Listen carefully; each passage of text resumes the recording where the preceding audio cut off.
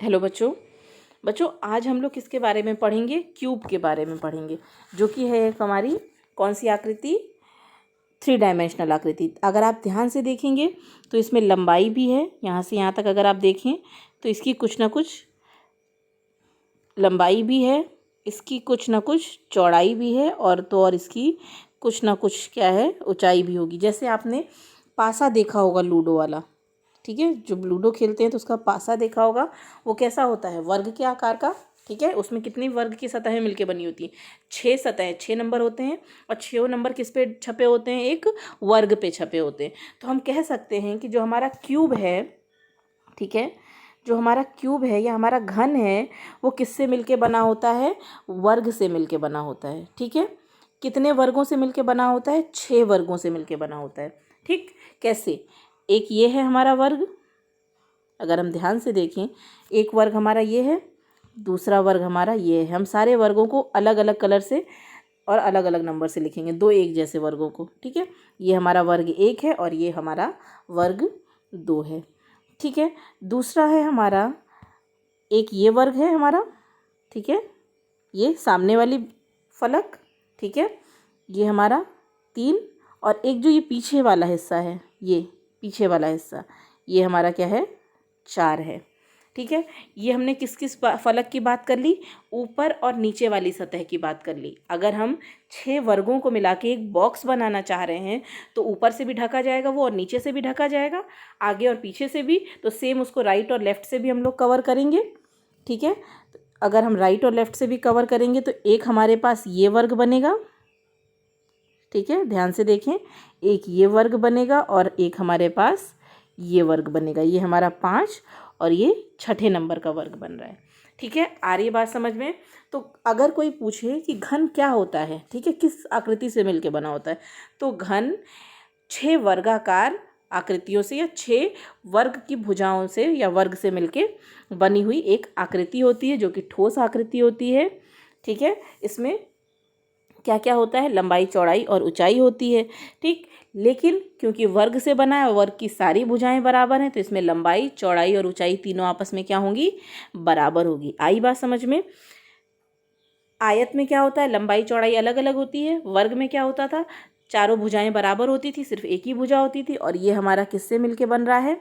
वर्ग से ही मिलके बन रहा है, ठीक है। तो इसकी सारी भुजाएं आपस में क्या होंगी?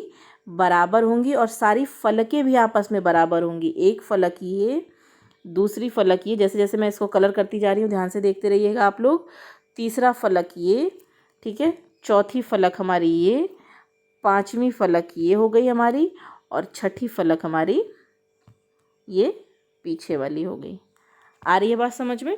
6 वर्गाकार फलकों से मिलके, फलक मतलब भुजाओं से या साइड आप कह सकते हो या परत कह सकते हो, उससे मिलके बनी हुई आकृति हमारी क्या कहलाती है? क्यूब या घन कहलाती है, ठीक है। देखिए बच्चों, ये हमारे पास एक वर्ग के आकार की आकृति है, ठीक है। 6 वर्गों से मिली हुई एक आकृति है, जिसको हम क्या कह रहे हैं? घन कह रहे हैं, ठीक है। इसमें इसकी जितनी भी भुजाएं हैं, ठीक है, एक ये जितने वर्ग हैं, कितने वर्ग हैं टोटल? 6 वर्ग हैं, 6 वर्गों से मिलके बनी है। तो हर वर्ग की कितनी भुजाएं होंगी? 4 भुजाएं, और 4 जितनी भी भुजाएं होंगी वो सारी आपस में क्या होंगी? बराबर होगी। मतलब इसकी लंबाई, चौड़ाई और ऊंचाई क्या होगी? तीनों बराबर होगी, ठीक है। लंबाई, चौड़ाई, कुछ ना कुछ इसकी ऊंचाई भी तो है। इसके अंदर कोई सामान भरा जा सकता है या नहीं भरा जा सकता है, ठीक है, या तो हवा ही हम भर सकते हैं। तो अगर हम इसकी एक भुजा को ए मानते हैं, एक फलक की एक भुजा को हम ए मानते हैं, तो ये लंबाई हो गई, ये चौड़ाई हो गई, तो ये हमारी ए हो जाएगी। इसके अलावा इसकी कुछ ना कुछ ऊंचाई भी होगी, ठीक है, तो वो भी हमारी पास कितनी हो जाएगी? ए हो जाएगी, ठीक है। तो अब इसमें 3 चीज़ें हमें पढ़नी होंगी बच्चों। 3 चीज़ें पढ़नी होंगी। क्या क्या 3 चीज़ें पढ़नी होंगी?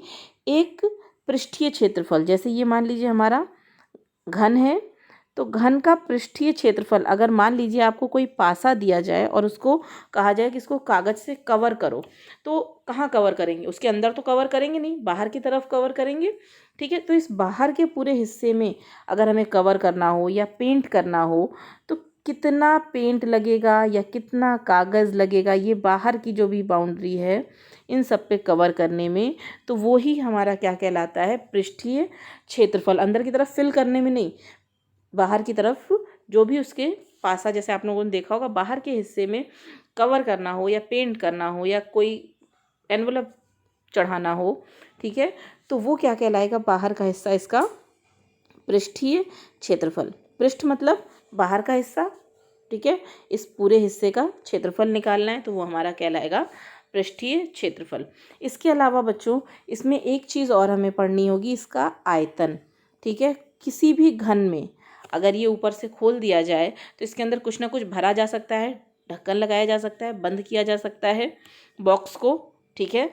तो आपने बक्से देखे होंगे, उन बक्सों को अगर हम वर्ग के आकार का बना दें और उसके अंदर कुछ भर दें, पानी भर दें, बर्तन भर दें या कुछ भी भर दें, तो कितना उसमें वस्तु भरी जा सकती है, वो कहलाएगा इसका आयतन, ठीक है। उसके अलावा इसमें हम लोग पढ़ेंगे इसके विकर्ण के बारे में। विकर्ण हमने पढ़ा है, एक कोने से दूसरे कोने को मिलाने वाली रेखा जो होती है वो होती है हमारी विकर्ण, ठीक है। तो अगर हम किसी कमरे में बंद हैं, मान लीजिए इस समय भी आप किसी कमरे में बंद हैं, हो सकता है वो कमरा किस तरह का हो, वर्ग के आकार, सॉरी, घन के आकार का हो या घनाभ के आकार का हो। तो अगर हम बैठे हुए हैं, ये मान लीजिए घन के आकार का हमारा एक कमरा है, ठीक है।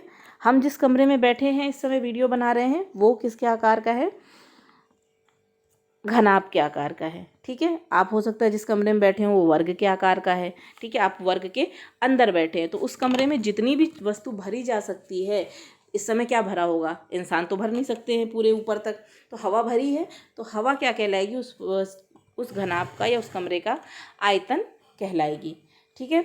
तो अगर आप वर्ग के घन के आकार के कमरे में बैठे हैं तो भी उसका विकर्ण कहाँ से होगा, छत के एक सिरे से लेके ज़मीन के दूसरे सिरे तक, ठीक है। छत का एक सिरा आप देख लीजिए, दिख रहा होगा आपको, छत के एक सिरे से सामने सामने लेके दूसरे तरफ दरवाजे के कोने तक, अगर दरवाज़ा है सामने तो दरवाजे के ज़मीन के सिरे तक जो भी हिस्सा होगा वो हमारा क्या कहलाएगा, विकर्ण कहलाएगा, ठीक है। मान लीजिए ये इस बॉक्स में ये हमारा क्या है, छत है, और ये हिस्सा क्या है, फर्श है। तो छत के एक सिरे से लेके ज़मीन के दूसरे सिरे तक, ठीक है, ज़मीन के सिरे तक, ये मैं इसको दूसरे कलर का कर देती हूँ तो शायद समझ में आ जाए। छत के एक सिरे से लेके ज़मीन के सिरे तक की जो भी लंबाई है वो क्या कहलाएगी, इसका विकर्ण कहलाएगी। सेम इसी तरह से यहाँ से अगर दूसरा सिरा है, वहाँ से यहाँ तक की लंबाई कितनी कहलाएगी, विकर्ण कहलाएगी। इसको मैं आपको चित्र में भी दिखा देती हूँ। ये जैसे मान लीजिए हमारे पास एक वर्ग के आकार का या घन के आकार का कमरा है, ठीक है, घन है हमारे पास, घन के आकार का बॉक्स है, या हम मान लीजिए घनाकार कमरे में बैठे हुए हैं। तो इस कोने से छत, ये ऊपर वाला हिस्सा हमारा छत कहलाएगा, ठीक है, जो हमारे सर के ऊपर है वो छत, और जहाँ पे हमारा पैर है जिस सतह पे, वो ज़मीन फर्श कहलाएगी। तो छत के एक कोने से लेके ज़मीन के दूसरे कोने तक, सामने वाले कोने तक, ठीक है, छत से लेके उसके जस्ट सामने वाले कोने तक जो भी लाइन होगी वो हमारी क्या कहलाएगी, इसका विकर्ण कहलाएगी। तो इस तरह से कितने विकर्ण बनेंगे टोटल अगर हम देखें तो, ठीक है। विकर्णों की लंबाई तो सबकी सेम होगी, लेकिन बनेंगे कितने, इस कोने से इस कोने तक एक विकर्ण बनेगा, छत के इस कोने से ज़मीन के दूसरे कोने तक यहाँ तक एक विकर्ण बनेगा। इसी तरह से छत के एक कोने से जो पीछे वाली दीवार है उसके यहाँ एक विकर्ण बनेगा, और यहाँ से यहाँ तक एक विकर्ण बनेगा। टोटल सेम साइज़ के हमारे पास कितने विकर्ण बनेंगे, 4 विकर्ण बनेंगे, ठीक है। आ रही है बात समझ में सबको, ठीक है। अब हम लोग इसके फॉर्मूले के बारे में पढ़ लेते हैं, ठीक है। जैसे कि पृष्ठीय क्षेत्रफल के बारे में हमने कहा, तो ये हिस्से पे कवर करने में, ठीक है, ये हिस्से को कवर करने में, इस हिस्से को कवर करने में टोटल हमारे पास 6 फलकें हैं, 6 सतहें हैं। पासा सबने देखा है, 6 तक नंबर होते हैं तो 6 ही सतह होती हैं, ठीक है। और सारी सतह क्या होंगी, बराबर होंगी, क्योंकि किससे बन रही है, वर्ग से बन रही है, ठीक है। तो सारी भुजाएं भी इसकी क्या होंगी, इक्वल होंगी, लंबाई चौड़ाई ऊंचाई सारी इक्वल होगी। तो अगर हमसे कहा जाए कि घन का ए पृष्ठ वाले, ठीक है, ए पृष्ठ वाले या ए भुजा वाले घन का पृष्ठीय क्षेत्रफल ज्ञात कीजिए, का पृष्ठीय क्षेत्रफल कितना होगा, ठीक है, पृष्ठीय क्षेत्रफल क्या होगा, तो इसमें देखिए अगर हम ध्यान से देखें, मान लीजिए ये हम बना रहे हैं, ठीक है, कितनी सतहों से मिलके बन रहा है, 6 से। लंबाई चौड़ा छत है और फर्श है, लेफ़्ट राइट। अगर आप एक कमरे को अज्यूम कर रहे हैं तो उसमें क्या क्या है, लेफ़्ट साइड की, राइट साइड की दीवार, आगे की दीवार, पीछे की दीवार, जहाँ भी हम बैठे हैं, और छत और वो ज़मीन हो जाएगी, ठीक है। और सबकी सतहें बराबर हैं। तो जब भी हमें पृष्ठीय क्षेत्रफल निकालना होगा तो हम क्या करेंगे, क्या होता है, भुजा का स्क्वायर, ठीक है। अगर एक हिस्से का निकाल रहे हैं हम, 6 सतहें हैं, तो 6 का स्क्वायर होगा कि नहीं होगा। इस वर्ग का क्षेत्रफल निकालेंगे, इस वर्ग का क्षेत्रफल, इस वर्ग का क्षेत्रफल, इसी तरह से 6 वर्ग हैं तो 6 का क्षेत्रफल निकालेंगे और उनको आपस में क्या कर देंगे, जोड़ देंगे। सबकी भुजाएं बराबर हैं, इसलिए वर्ग का क्षेत्रफल कितना होता है, भुजा का square a into A plus भुजा का square a into A plus भुजा का स्क्वायर a इंटू ए, ठीक है। ये हो गया। उसके अलावा टोटल सतहें कितनी हैं, 6। यहाँ हम कितनी लेके आए हैं, 3, 1 2 3, ठीक है। कितनी सतह हैं, 6। तो इसको अगर हम 2 से गुणा कर देते हैं तो हमारे पास कितना हो जाएगा, ये हो जाएगा हमारा, इन सबको अगर हम जोड़ देंगे तो 3a स्क्वायर होगा।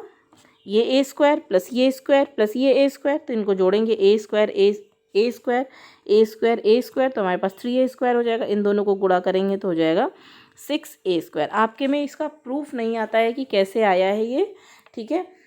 बस आपको कहा जाएगा कि पृष्ठीय क्षेत्रफल निकालिए। आप डायरेक्ट फॉर्मूला क्या लगाएंगे, घन का पृष्ठीय क्षेत्रफल बराबर घन का पृष्ठीय क्षेत्रफल बराबर 6a स्क्वायर। ए क्या है, इसकी भुजा है, ख़त्म, ठीक है। इसके अलावा आपसे विकर्ण के बारे में पूछ लिया जाएगा कि घन का विकर्ण बताइए। तो विकर्ण बराबर कितना होगा, क्योंकि इसकी सारी भुजाएं बराबर हैं, ठीक है। तो क्या हो जाएगा, a स्क्वायर, और कितनी विकर्ण होंगे, ठीक है। लंबाई चौड़ाई ऊंचाई तीनों चीज़ें होती हैं ना। तो आयत में क्या होता है या क्यूबॉइड में क्या होता है, लंबाई चौड़ाई ऊंचाई तीनों होती हैं। 3D आकृतियों के बारे में पढ़ रहे हैं।